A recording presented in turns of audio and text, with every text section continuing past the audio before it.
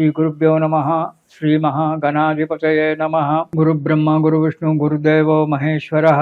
गुरुसाक्षात् परब्रह्म तस्मै श्री गुरवे नमः।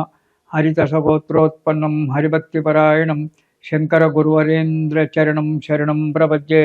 श्री महद्भ्यो गुरुभ्यो नमः। अरुणां करुणातरङ्गिताक्षीं धृतपाशाङ्कुश पुष्पभानचापाम् अनिमादिव्रयोवृताम् अयोकैः अहमित्येव विभावयेद् भवानीं।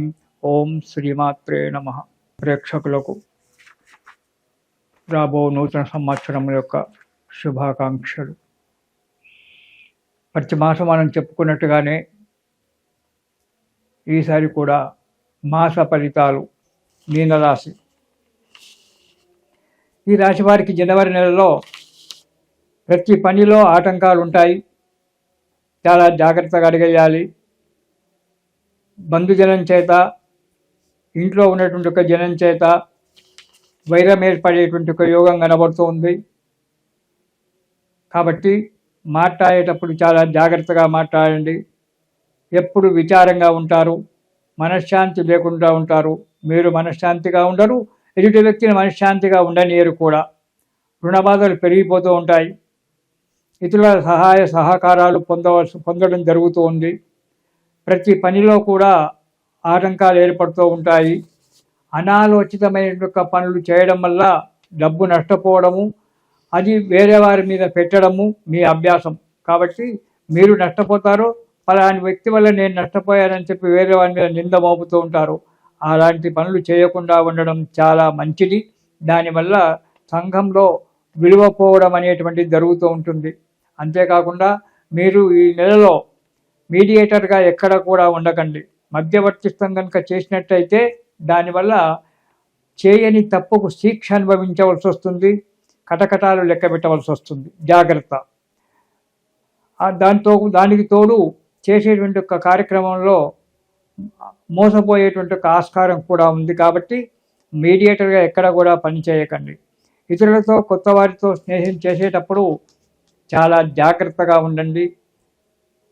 ఆ స్నేహితుడు కొత్తగా వచ్చినటువంటి స్నేహితుని వల్ల ఇబ్బందులు రావచ్చు, రాకపోనవచ్చు. కానీ కీడించి మేలించమన్నారు కదా, అందు గురించి ముందు జాగ్రత్తగా అతన్ని పరిశీలించి అతనితో స్నేహితం చేయాలా వద్దా అని చెప్పి ఆలోచించి మాత్రమే స్నేహితం చేయండి. లేదా నమస్కారం అంటే నమస్కారం అని చెప్పి పంపించేసేయండి. ఇక మొదటి వారం సదా విచారంగా ఉంటుంది, అనారోగ్యంగా ఉంటుంది. కలిసినటువంటి ఒక కార్యక్రమాలకు ఆటంకాలు ఏర్పడుతూ ఉంటాయి. అనవసర ప్రయాణాలు చేయడం జరుగుతుంటుంది. కాబట్టి ప్రయాణాల విషయంలో చాలా జాగ్రత్త అవసరము, మనశ్శాంతి అవసరము, క్షుణ్ణతమైన ఒక ఆలోచన అవసరం. ఆరోగ్య విషయంలో కూడా జాగ్రత్తగా ఉండండి. ఇక రెండవ వారం దేని యందు స్థిరత్వము, స్థిరమైన ఆలోచన ఉండకపోవడం. ఏ పని చేద్దామన్నా స్థిరమైనటువంటి ఒక ఆలోచన ఉండకపోవడం జరుగుతుంది. అపకీర్తి ఏర్పడుతుంది. అధికమైనటువంటి ఒక డబ్బు ఖర్చు పెడతారు. ముందు ఖర్చు పెడతారు, తర్వాత బాధపడతారు. అంతేకాకుండా స్థాన చలనము, ఉద్యోగస్తులకు స్థల మార్పిడి ఏర్పడడం అనేటువంటి జరగడానికి ఆస్కారం ఉంది. కాబట్టి జాగ్రత్త. లావాదేవీల విషయంలో మాత్రం చాలా జాగ్రత్తగా ఉండండి ఈ రెండవ వారంలో. ఇక మీనరాశి వారికి మూడవ వారంలో డబ్బు ఎక్కువగా నష్టపోవడము, కలహాలు ఏర్పడడం జరుగుతుంటుంది.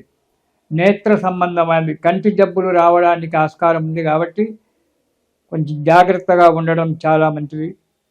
అంతేకాకుండా శత్రువుల వలన, అంటే శత్రువులు అంటే మనకు అప్పించిన వారి శత్రువులు కావచ్చు, ఇతరత్ర శత్రువులు కావచ్చు, ఇంతకుముందు ఎప్పుడైనా పోట్లాడుకొని వదిలిపెట్టిన వారి శత్రువు కావచ్చు, అలాంటి శత్రువుల భయం ఉంది. కాబట్టి జాగ్రత్తగా ఉండండి. దుర్మార్గులతో సహవాసం చేసేటువంటి ఒక యోగం ఉంది. కాబట్టి ఎప్పుడు కూడా చెడ్డవారితో సహాయం చేయకండి. చెడువారితో సహాయం చేస్తే చెడు అలవాట్లే వస్తాయి. దానివల్ల సంఘంలో విలువ పోతుంది, కుటుంబంలో కూడా విలువ పోతుంది. కాబట్టి చెడువారితో సహాయం చేయకుండా జాగ్రత్తగా ఉండడం చాలా మంచిది.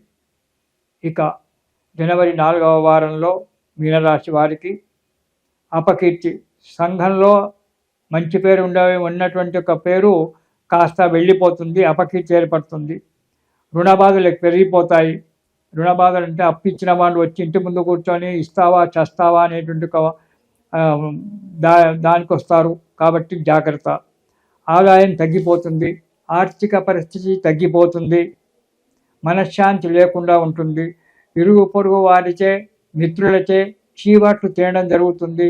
ఏ పని కూడా చేయడానికి ఆలోచనలు రాక పిచ్చిగా వాగడం వల్ల 10 మందిలో విలువ వెళ్ళిపోతుంది, అనారోగ్యం ఏర్పడుతుంది. కాబట్టి ఈ మీనరాశి వారు ఈ నెలలో ఎంత అంటే అంత జాగ్రత్తగా ఉండడం చాలా మంచిది.